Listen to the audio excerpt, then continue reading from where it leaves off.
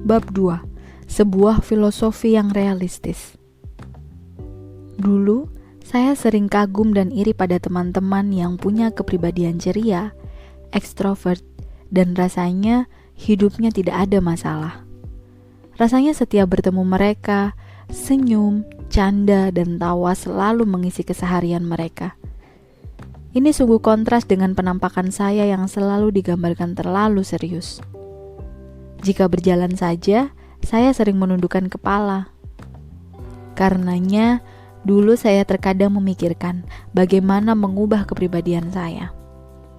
Bagi saya, seseorang yang bahagia harus seperti teman-teman saya tadi. Selalu tampak tersenyum dan tertawa. Bisa ditebak, usaha mengubah kepribadian ini bisa dibilang gagal total. Cetakan saya sudah seperti ini. Saya mulai terpikir, bisakah saya bahagia tanpa mengubah kepribadian asli saya? The problem with positive thinking. Setelah membaca hasil survei khawatir nasional dan mendengarkan penjelasan Dr. Andri, saya jadi berpikir bahwa kekhawatiran sehari-hari bukanlah sebuah kondisi yang bisa dianggap remeh. Selain membuat kita jadi sulit merasakan damai, ada resiko lain, yaitu ancaman atas kesehatan fisik kita sendiri. Terus, bagaimana dong solusinya? Adakah cara untuk mengatasi kekhawatiran sehari-hari dan juga emosi negatif lainnya?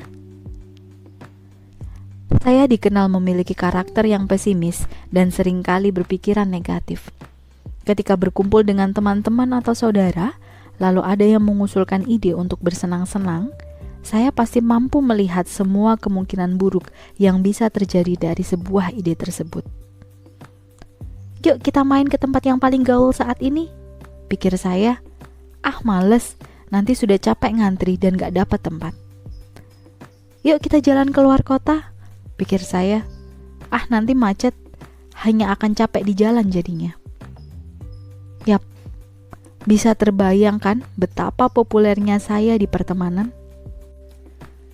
Seringkali nasihat yang saya dapatkan adalah, jangan berpikir negatif melulu dong, think positif aja.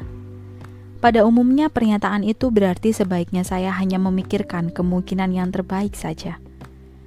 Ajakan untuk berpikir yang positif saja seperti ini sangat populer. Saya ingat di pertengahan tahun 2000-an, ada buku populer, The Secret, yang bahkan mengklaim bahwa sekedar berpikir positif dan memikirkan hal yang kita dambakan saja mampu membawa perubahan yang kita mau. Saya sudah berpikir keras supaya Gal Gadot menghubungi saya, tapi tidak kejadian tuh. Perkembangan terakhir ilmu psikologi justru menemukan adanya potensi masalah dengan ajaran berpikir positif. Artikel The Problem with Positive Thinking di New York Times menyebutkan bahwa positive thinking justru sering menghambat kita. Beberapa eksperimen menunjukkan mereka yang menerapkan positive thinking dalam berusaha mencapai tujuannya seringkali memberikan hasil yang lebih buruk dibandingkan mereka yang tidak menerapkan positive thinking. Positive thinking menipu pikiran kita, beranggapan seolah-olah kita sudah mencapai apa yang kita inginkan, sehingga melemahkan keuletan kita dalam berusaha mencapainya. Namun sebaliknya, sekedar menyuruh orang berpikir realistis saja juga tidak memberikan hal yang lebih baik. Penulis artikel di New York Times tersebut mengusulkan mental contrasting, yaitu menggabungkan positive thinking dengan memikirkan hambatan-hambatan apa saja yang akan ditemui. Penelitian menunjukkan peserta eksperimen yang melakukan mental contrasting ini mencapai tujuan lebih baik dibandingkan dengan mereka yang hanya membayangkan hal positif saja atau mereka yang hanya membayangkan hal negatif saja. Artikel The Tyranny of Positive Thinking Can Threaten Your Health and Happiness di Newsweek menyatakan bahwa positive thinking justru bisa menyebabkan sebagian orang merasa depresi saat gagal, karena secara implisit menyalahkan diri sendiri jika mereka tidak merasa bahagia. Misalnya, kita sedang merasa terpuruk karena tidak lulus ujian. Kesedihan ini masih ditambah lagi kita menjadi merasa bersalah karena merasakan kesedihan itu sendiri. Saya harusnya bisa positive thinking. Kenapa saya masih merasa sedih? Ini bagaikan kena tinju 2 kali. Dan tinju yang kedua, merasa bersalah karena tidak bisa bahagia, justru yang lebih merusak dibandingkan dengan kegagalan saat ujian itu sendiri. Julie K. Nuttall, profesor psikologi dari Wellesley College yang menjadi narasumber artikel tersebut, meneliti mengapa beberapa orang justru memberi respon lebih baik terhadap peristiwa negatif. Sebuah sikap yang disebutnya sebagai pesimisme defensif. Penelitiannya menunjukkan bahwa dengan mengantisipasi hal-hal yang di luar rencana, orang-orang justru mengurangi kekhawatiran mereka. Dari artikel yang sama, penulis Barbara Ehrenreich menyalahkan para investor terkait krisis finansial 2008 karena mereka menolak untuk memikirkan kemungkinan yang buruk. Bagaimana dengan agama? Tidakkah agama seharusnya menawarkan cara memperoleh kedamaian di dunia? Walaupun di atas kertas memang demikian, dari pengamatan saya pribadi, banyak orang yang masih menjadikan agama hanya sebagai tiket masuk surga. Ritual keagamaan menjadi sekedar daftar yang harus dicentang untuk memenuhi syarat untuk masuk surga. Tetapi para penganutnya tidak memahami dan menerapkan substansi sebagai pedoman kedamaian dalam kehidupan sehari-hari. Bahkan seringkali agama dijadikan alasan untuk bertengkar dan menyakiti orang lain. Selain itu, identitas agama seringkali dijadikan dasar untuk membedakan, bukan untuk mencari kesamaan yang mempertemukan. Boro-boro mencari kesamaan antar keyakinan yang berbeda. Di dalam keyakinan yang sama saja, kita masih mencari-cari perbedaan interpretasi, mazhab, dan ritual untuk dipertengkarkan. Ini sebenarnya sangat disayangkan, karena berbagai agama menawarkan mutiara kehidupan yang kaya dan saling melengkapi. Tetapi label identitas agama yang berbeda-beda justru menjadi tembok-tembok yang memisahkan. Misalnya, karena gue Kristen, gue gak akan mau membaca kebijaksanaan yang ada di agama Islam. Atau, karena gue Muslim, gue gak akan mau membaca kebijaksanaan yang ada di agama Hindu.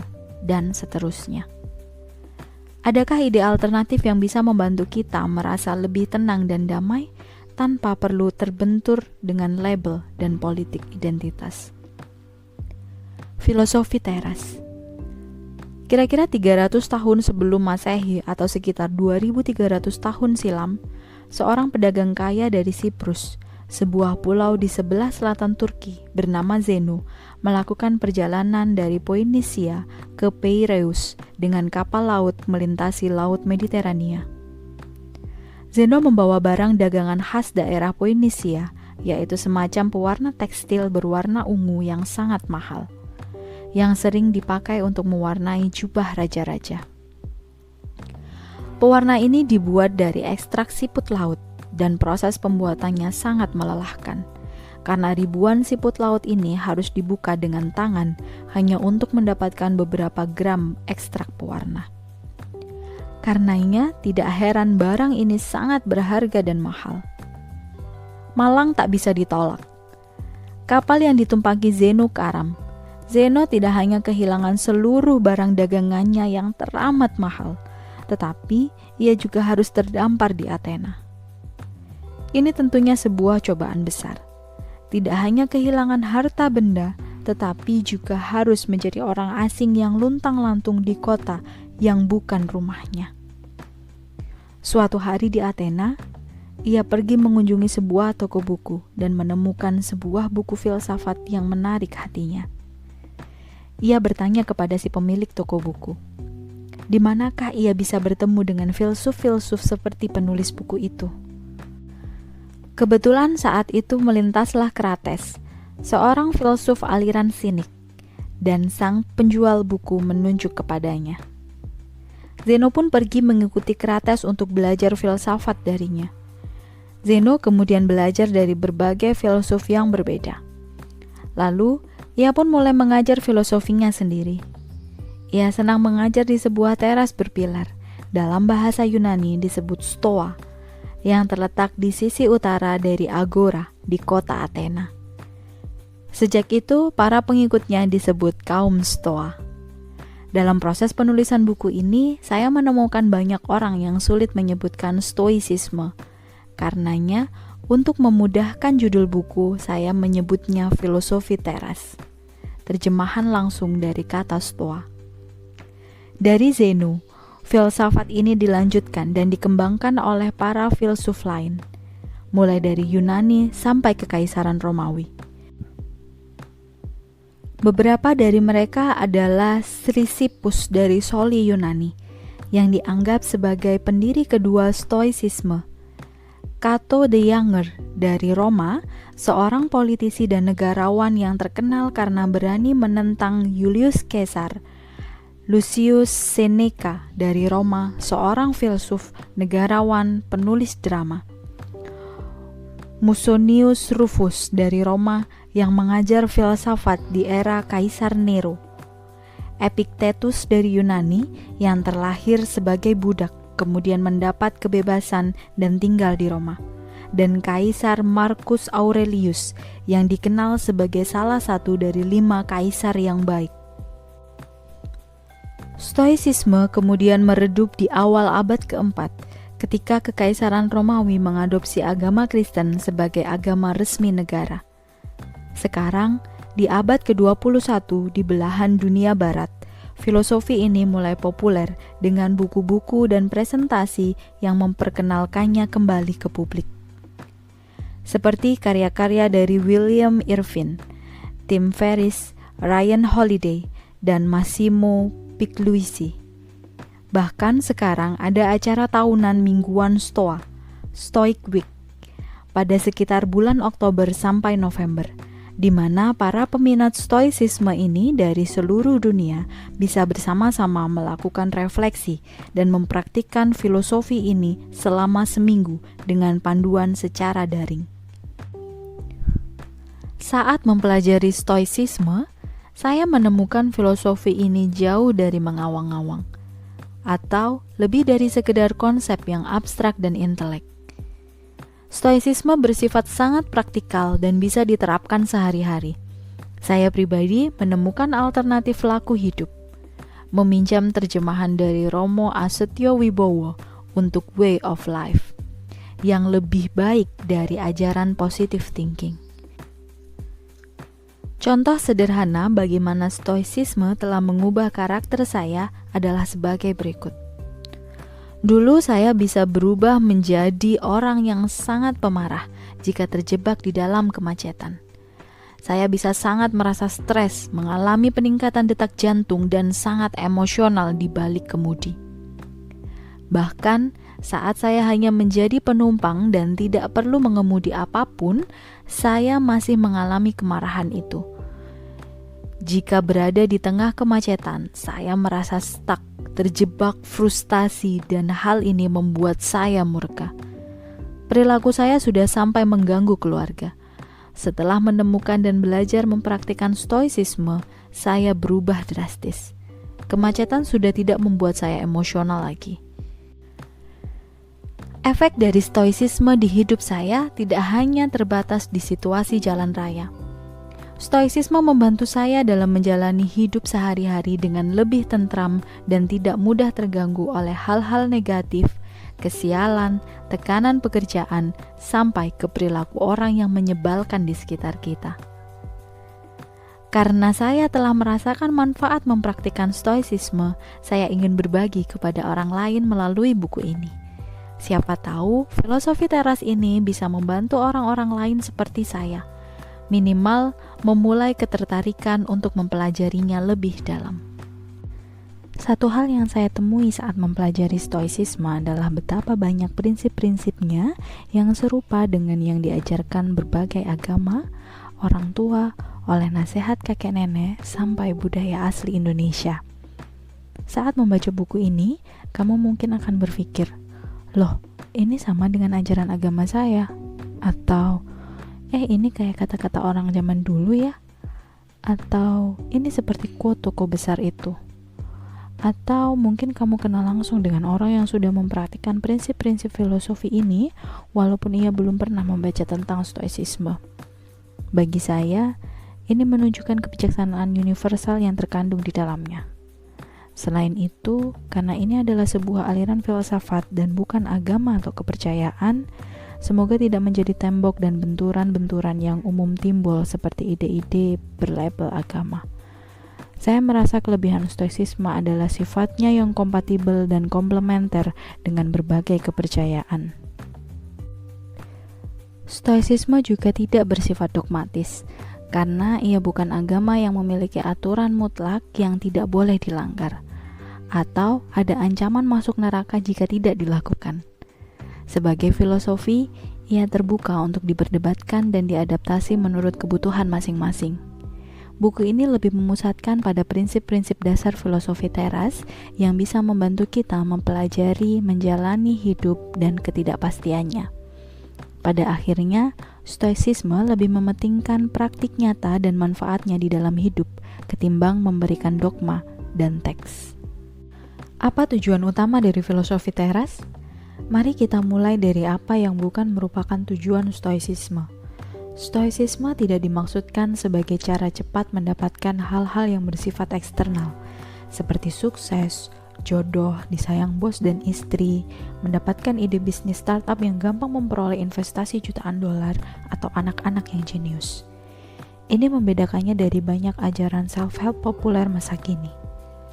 Yang terutama ingin dicapai oleh stoicisme adalah, yang pertama, hidup bebas dari emosi negatif, sedih, marah, cemburu, curiga, baper, dan lain-lain. Mendapatkan hidup yang tentram. Ketentraman ini hanya bisa diperoleh dengan memfokuskan diri pada hal-hal yang bisa kita kendalikan. Yang kedua, hidup mengasah kebajikan. Ada 4 kebajikan utama menurut stoicisme. Yang pertama adalah kebijaksanaan. Kemampuan mengambil keputusan terbaik di dalam situasi apapun. Yang kedua, keadilan. Memperlakukan orang lain dengan adil dan jujur. Yang ketiga, keberanian. Keberanian berbuat yang benar, berpegangan pada prinsip yang benar. Ini bukan berani dalam makna sempit, seperti bernyali masuk kandang singa. Yang keempat adalah menahan diri, disiplin, kesederhanaan, kepantasan, dan kontrol diri atas nafsu dan emosi. Saat saya mempelajari stoicisme, saya menemukan bahwa kebahagiaan bukanlah tujuan yang dicari dari filosofi ini. Para filsuf Stoa lebih menekankan pada mengendalikan emosi negatif dan mengasah kebajikan.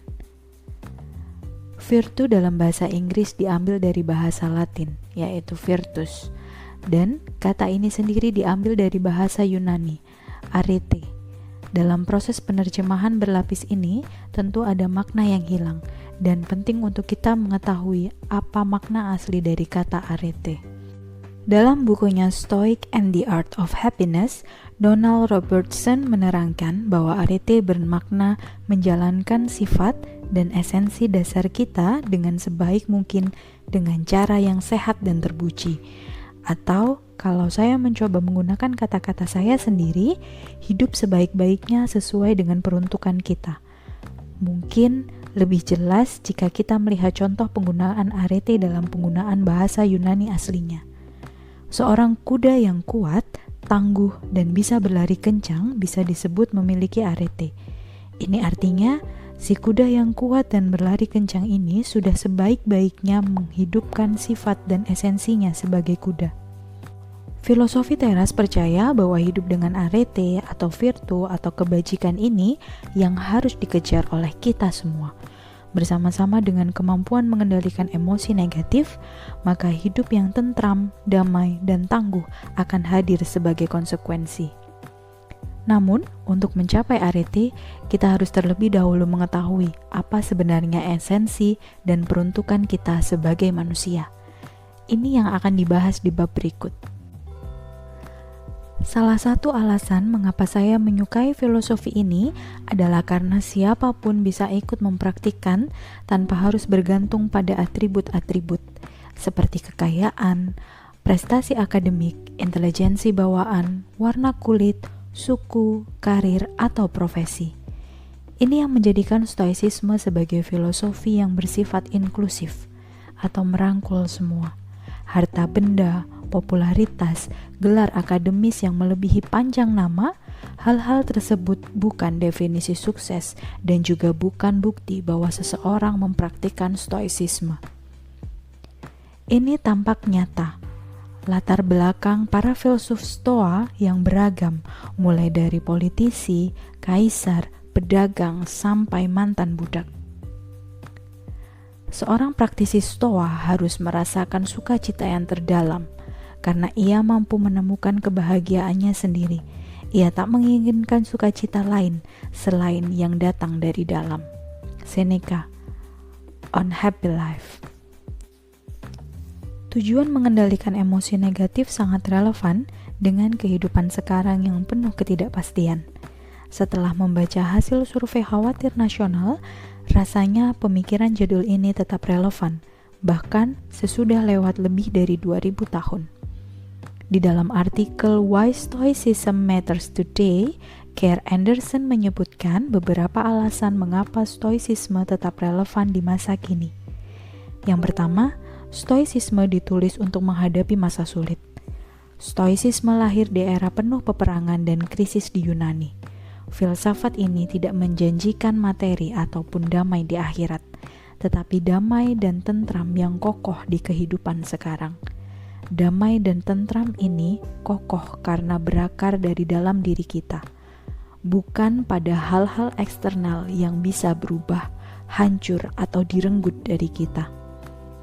Di era di mana banyak hoax, fake news, maupun fitnah yang beredar dengan liar di media sosial ataupun grup chat, serta keriuhan politik yang sering kali berdampak pada relasi personal dan menyebabkan perpecahan di masyarakat, rasanya Stoicisme sama relevannya untuk Indonesia saat ini, seperti halnya di Yunani dan Romawi 2000 tahun silam. Yang kedua, Stoicisme dibuat untuk globalisasi. Stoicisme mungkin adalah filsafat barat pertama yang mengajarkan persaudaraan universal di tengah dunia yang rasanya semakin terpolarisasi dengan kiri versus kanan, konservatif versus liberal, tersekat oleh identitas suku dan agama. Sebuah filosofi yang mengajarkan bahwa kita semua adalah saudara dalam kemanusiaan sungguh sangat dibutuhkan. Ini juga pas dengan kondisi Indonesia yang terasa memanas karena politik, di mana label-label pemisah dan penyekat terasa semakin menguat. Yang ketiga, Stoicisme adalah filsafat kepemimpinan. Kepemimpinan di sini tidak sesempit memimpin tim, organisasi, ataupun negara, tetapi dimulai dari memimpin diri sendiri. Stoicisme mengajarkan kita untuk memprioritaskan mengendalikan diri sendiri sebelum mencoba mengendalikan kehidupan dan orang-orang di luar kita. Stoicisme membekali para pemimpin untuk tegar di dalam kegagalan dan rendah hati di saat sukses. Bekal ini berguna bagi siapapun, tidak terbatas pada mereka yang memangku jabatan resmi. Buku The Daily Stoic karya Ryan Holiday memaparkan beberapa orang terkenal yang diketahui mempelajari dan mempraktikkan Stoicisme dalam kehidupan, seperti mantan Presiden Amerika Serikat Bill Clinton, artis Anna Kendrick, aktor Tom Hiddleston, dan penulis J.K. Rowling, dan Nassim Nicholas Taleb, penulis Black Swan. Buku Filosofi Teras tidak dimaksud menjadi buku pengantar resmi Stoicisme, apalagi sebagai referensi utama. Buku kecil ini tidak mungkin cukup menjelaskan keseluruhan filosofi ini. Karenanya, saya hanya mengambil inti-inti yang saya rasakan paling mudah dan relevan untuk kehidupan sehari-hari, yang saya gabungkan dengan insight pribadi dan juga perspektif para praktisi dari bidang-bidang yang relevan. Saya menganjurkan kamu untuk membaca lebih dalam dan menemukan sendiri filosofi ini secara lebih utuh, baik melalui tulisan-tulisan kontemporer mengenainya atau membaca langsung tulisan-tulisan dari tokoh-tokoh filosofi ini. Walaupun sayangnya hampir semua literatur yang saya baca masih menggunakan bahasa Inggris. Anggaplah buku ini menjadi hidangan pembuka terhadap filsafat Stoicisme. Dan semoga dari hidangan pembuka ini kamu tertarik untuk menyantap hidangan utama, yaitu tulisan-tulisan mengenai Stoicisme, baik dari penulis asli maupun penulis kontemporer lainnya. Mari kita mulai memasuki filosofi teras.